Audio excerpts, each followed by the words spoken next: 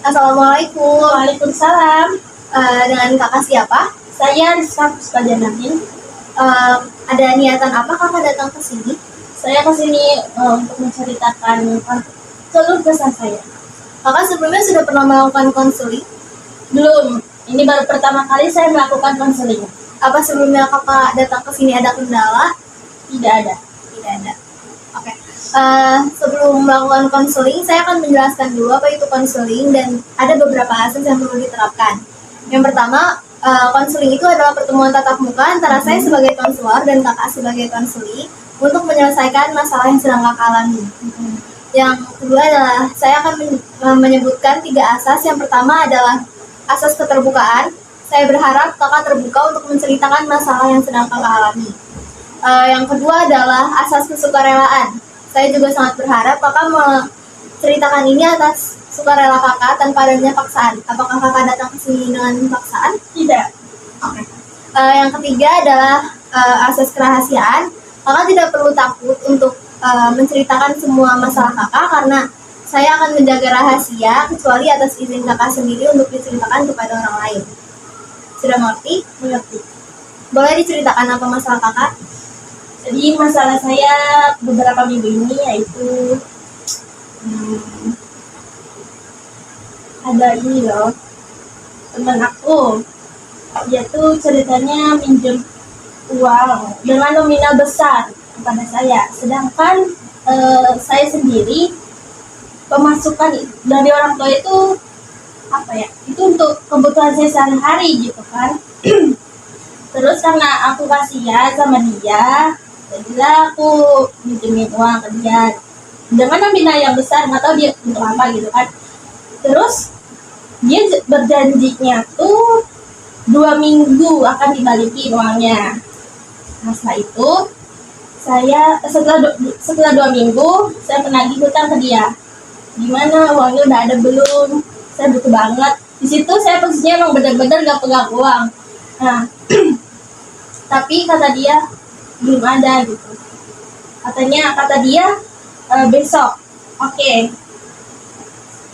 setelah itu saya besokannya kembali lagi ke dia. Gimana, udah ada belum uangnya? Tapi kata dia belum ada juga. Dan di situ saya bingung harus bagaimana, masa saya harus berhutang juga kepada orang, harus meminjam uang gitu kan. Oke. Jadi di masalah kakak yang tadi sudah diceritakan, kita bisa menarik kesimpulan kalau kakak ini tidak enakan orangnya. Iya. Kakak masih tidak enak untuk menagih utang? Iya, masih sampai sekarang. Sebelumnya, apakah yang kakak pinjamin itu adalah teman dekat atau ada hubungan saudara? Tidak terlalu dekat. Tidak terlalu dekat. Kakak sudah memikirkan jangka panjangnya kalau misalkan dibayarnya tidak sesuai atau apa? Nah waktu itu saya nggak mikir jangka panjangnya karena saya orangnya kasihan gitu sama orang, jadi saya kasih aja. Ya, berarti balik lagi kalau kakak tidak enak. Iya. Terus apa tuh namanya? Tindakan apa yang sudah kakak lakukan? Apa kakak udah nyoba minta berkali-kali atau apa? Iya, saya sudah menagihnya beberapa kali, tapi karena saya lama-lama malas juga, jadi ya udahlah, dibiarkan saja. Kakak biasanya kalau misalkan kayak gitu, apakah ada perubahan sikap kayak misalkan jadi lebih cuek atau jadi lebih apa? Iya. Ya. Temen yang kakak cuekin itu ngerasa nggak kalau misalkan dia nyuekin? Dia tidak merasa seperti itu. Berarti selama ini hubungannya biasa aja? Iya. Seperti tidak ada rasa bersalah atau iya? Iya. Di sini saya akan mencoba mempraktikkan teknik kursi kosong. Jadi kakak akan berbicara seolah-olah di kursi kosong ini adalah teman kakak. Jadi kakak boleh keluarkan semua unek-uneknya. Anggap aja kalau misalkan di kursi kosong ini ada teman kakak. Keluarkan saja ya. Oke, kita mulai. Bisa? Bisa. Anggap ini teman kakak ya.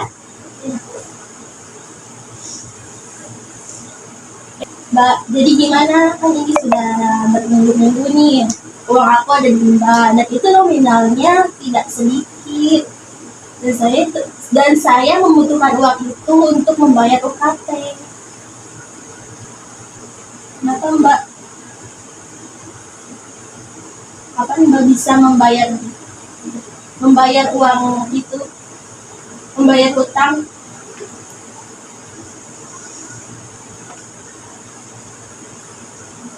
Di sini saya butuh loh Mbak, bukan Mbak aja yang butuh, tapi dilihat-lihat gaya Mbak kok kayak orang kaya, sedangkan di sini saya sangat membutuhkan uang itu. Tapi saya melihat sosial media Mbak berfoya-foya di kafe bersama teman-teman. Apakah itu menggunakan uang yang Mbak pinjam dari saya?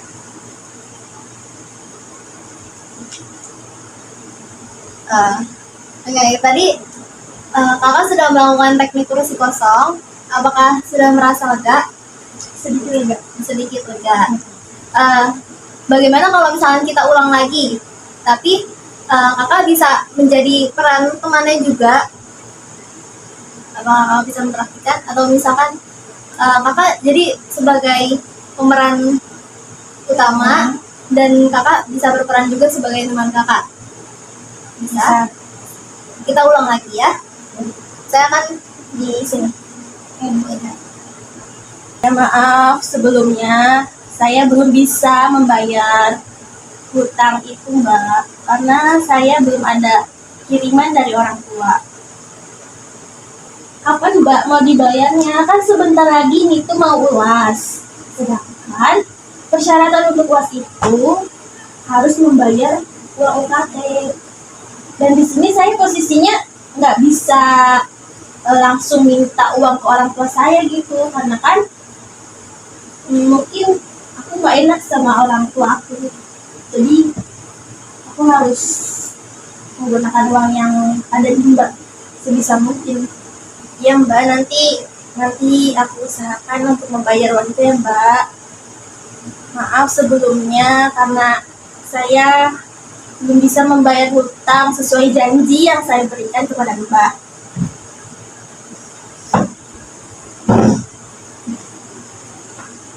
Apa kakak sudah puas? Puas. Dari teknik kursi kosong yang tadi, apa kedepannya yang akan kakak lakukan? Mungkin akan lebih memahami seseorang itu, kenapa dia belum bisa membayar hutangnya. Selain itu, apakah kakak ada tindakan yang akan dilakukan? Mungkin tindakan yang saya lakukan akan apa ya?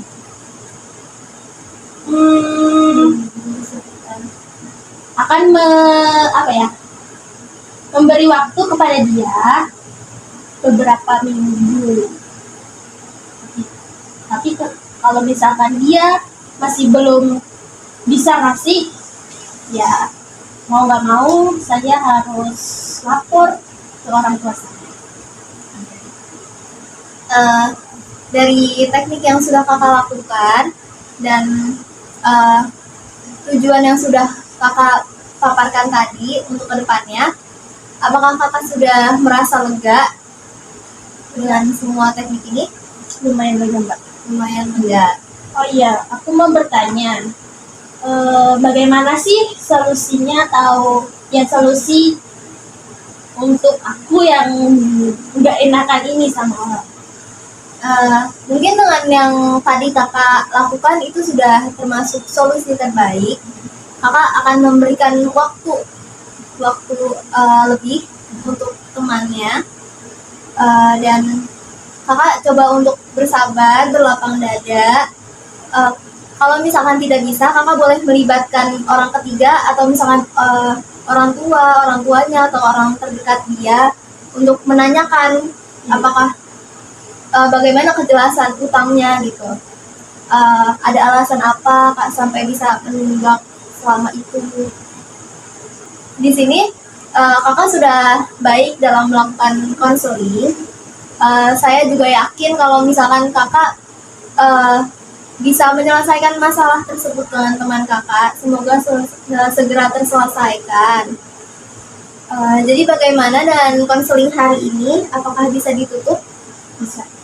Kebetulan saya juga ada kelas, jadi saya menutup konseling ini ya.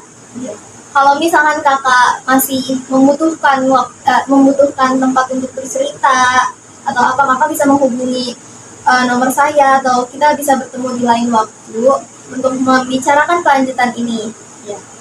Terima kasih sebelumnya Ibu sudah membantu saya meringankan meringankan beban yang saya pikirkan selama ini, yang saya tanggung selama ini. Iya Mbak, Mbak itu mirip teman saya yang ada di Pangandaran Mbak.